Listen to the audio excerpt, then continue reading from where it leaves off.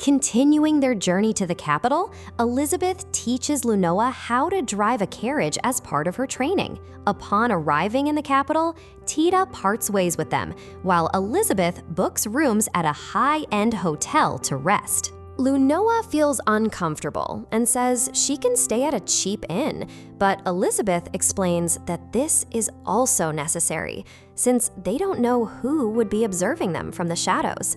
And saving costs by staying at a cheap inn makes other merchants look down on them. At that time, they then meet Arnauld Langley, who used to work at Elizabeth's company in the kingdom. Elizabeth is surprised when Langley tells her he has already made arrangements for suitable shops and a residence for Elizabeth to choose. She just has to visit them tomorrow.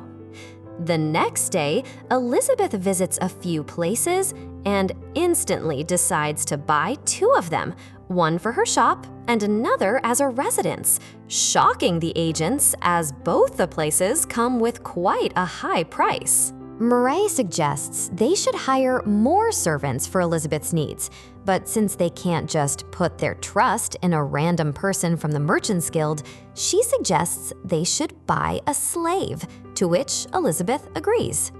Then they head out to look for suitable slaves, but all companies they visit have either slaves with poor health and damaged bodies, or they are just not suitable. At that time, they find the Cedric Trading Company and its owner, Cedric Luins, who knows Elizabeth and her background. Elizabeth sees that slaves are given education in this slave company.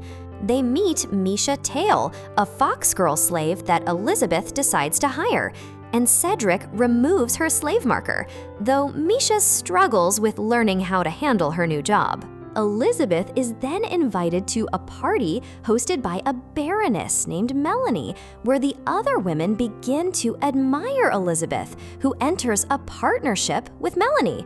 Later, while making a delivery, Elizabeth sees Tida being attacked by thugs for scamming them at gambling, but she quickly defeats them and greets Elizabeth and Mireille before leaving. Back in Haldoria, Sieg learns from Rosaria, the woman who was spying on Frida and Sylvia earlier, about what was going on in the kingdom while having her serve as Elizabeth's replacement, as Sieg also deems Elizabeth a traitor. Elizabeth learns from Lucas that Utir's king will be watching her from now on as Elizabeth continues her plans for revenge against Haldoria.